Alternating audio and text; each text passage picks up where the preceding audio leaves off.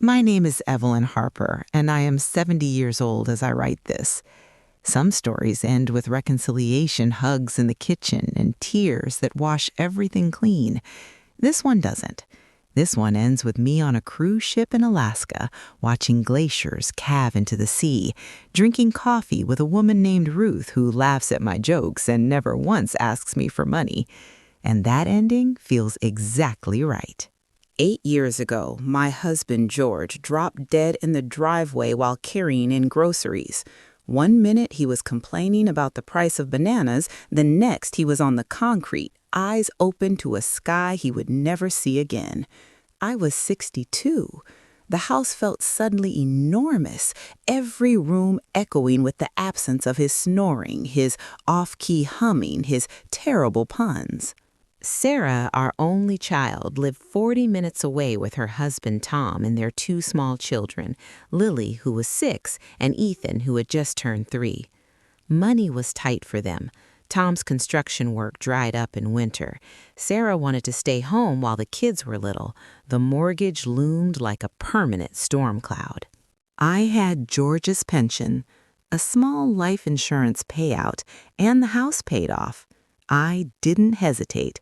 I started helping, quietly, steadily. The first check was $400 for their mortgage gap that month. Sarah cried on the phone and thanked me so hard I had to hold the receiver away from my ear. After that, it became routine.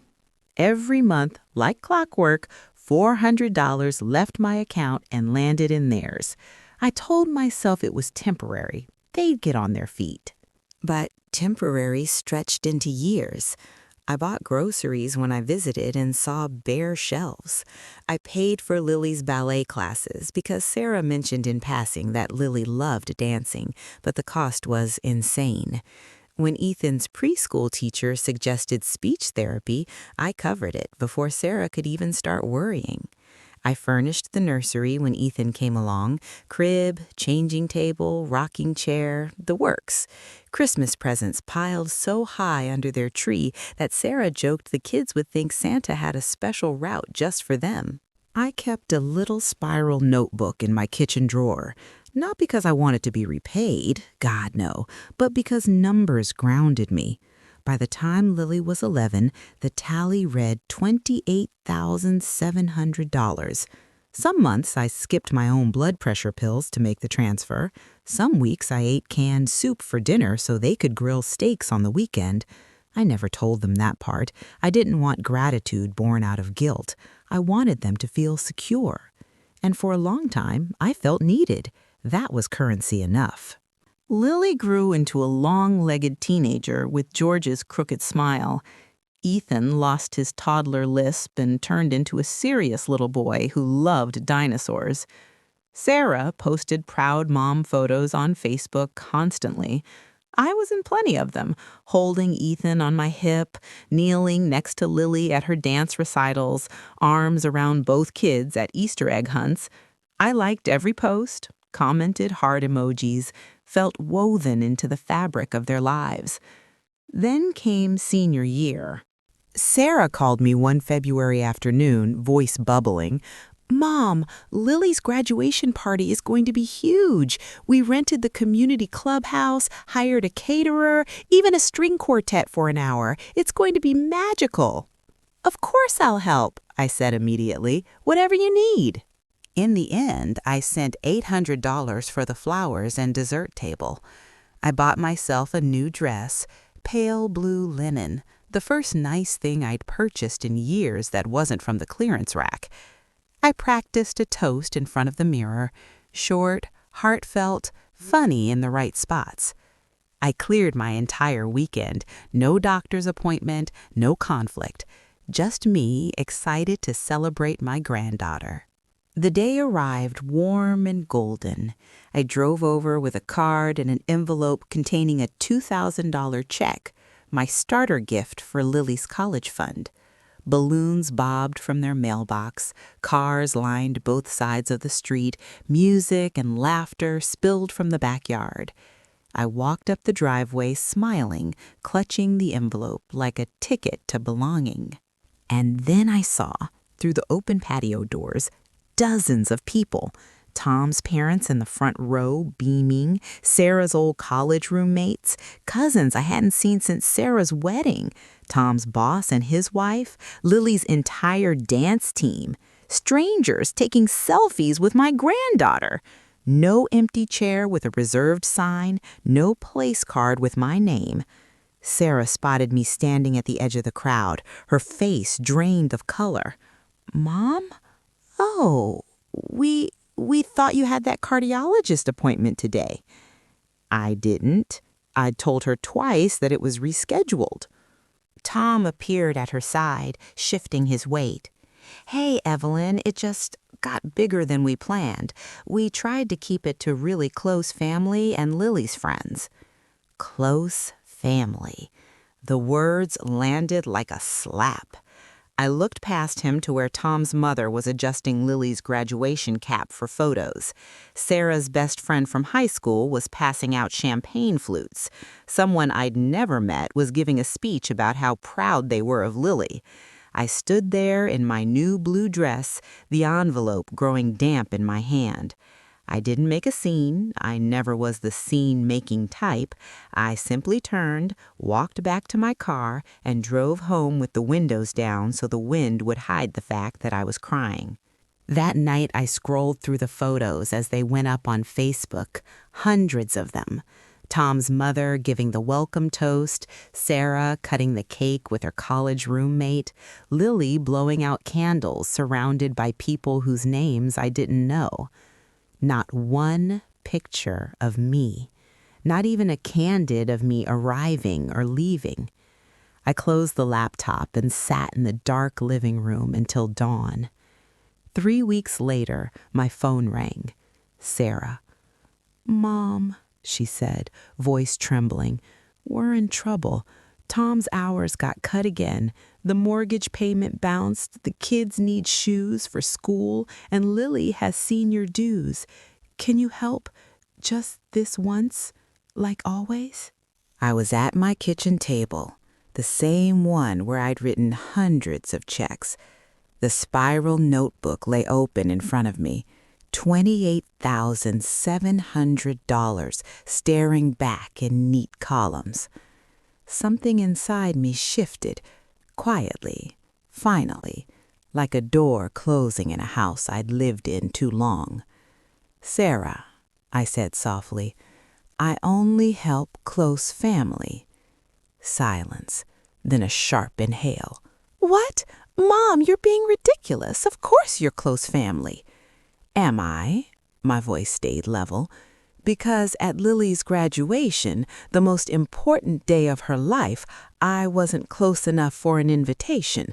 I wasn't even close enough for a text saying, 'Wish you were here.'" She started crying, accused me of overreacting, said I was punishing the kids over one silly mistake, that grandparents are supposed to forgive, that blood is thicker. But I didn't hang up shaking anymore. She did. The next months were war.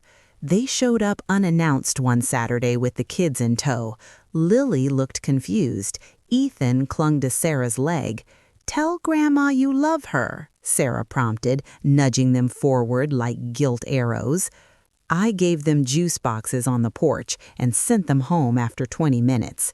Tom called me selfish. Sarah left voicemails detailing every stressor in their life, every bill, every tear the kids supposedly shed, asking why Grandma didn't visit. When I stopped answering, they escalated. Sarah's cousin Amanda, who I quietly helped with textbooks 10 years earlier, called out of the blue saying the family was worried about my mental health, that I become isolated and paranoid. Then came the wellness check. Adult Protective Services knocked one Tuesday morning. But I'd been preparing. I'd seen a lawyer the week after the party, moved my accounts, changed beneficiaries on everything, installed outdoor cameras after discovering they'd let themselves in with an old spare key to check on me one afternoon while I was at the grocery store. I documented every dollar, every missed invitation, every one-way call. The social worker, a kind woman named Marisol, spent 2 hours with me, reviewed bank statements, spoke to my doctor, watched the camera footage of Sarah letting herself in uninvited, saw my color-coded files, my calendar full of watercolor classes and library volunteer shifts. She closed her notebook and smiled gently. "Mrs. Harper, you're one of the most competent, organized people I've met in this job. Case closed." Sarah and Tom tried one final push. They arrived with a family mediator, some buddy of Tom's who did corporate HR training, wanted to clear the air on neutral ground and move forward as a family. I met them on the front porch, didn't invite them inside. "There's nothing to mediate," I said. "You taught me exactly where I stand, outside the circle, and I've decided to stay there, permanently." Sarah cried, real tears this time, I think. Tom looked like he wanted to argue, but couldn't find the words. Lily stood behind them, eyes on the ground. Ethan hid behind Sarah's legs. I closed the door. 2 years have passed since then. I sold the big empty house and bought a sunny 2-bedroom condo downtown with wide windows and a balcony overlooking the river. I joined a seniors travel group. Last spring we went to Italy, Rome, Florence, Tuscany. I ate gelato every single day and didn't feel guilty once. This fall it was Alaska, glaciers, whales, midnight sun that never quite set. I take watercolor classes on Tuesdays, volunteer reading to children at the library on Thursdays. I have friends now, real ones. Ruth from book club, Harold, who lost his wife the same year I lost George. We go to concerts, split bottles of wine, talk about everything and nothing. They call just to chat, never to ask. I hear updates through mutual acquaintances. Sarah got a part-time job at the school district as an administrative assistant. Tom found steady work with a bigger construction firm. They're managing. Lily went off to state college. She sent a graduation thank you note 6 months late, store-bought, generic. I keep it in a drawer, not on the fridge. Some nights I still miss the chaos of little feet thundering through the house, miss believing I was indispensable, miss the version of me who thought love meant giving until there was nothing left. But mostly, I sleep peacefully. My love was never truly wanted, just the resources attached to it. And once I saw that clearly, I couldn't unsee it. The woman who would have paid any price to sit at that graduation party table, she's gone. In her place is someone who finally understands the closest family isn't always blood. Sometimes it's the people who save you a seat without needing to be paid to do it. The ones who invite you simply because your presence makes their day brighter. I am 70 years old, painting sunsets in watercolor, cruising past icebergs, laughing over coffee with friends who chose me. And peace, real, quiet, hard-won peace, is worth far more than $28,700 ever was.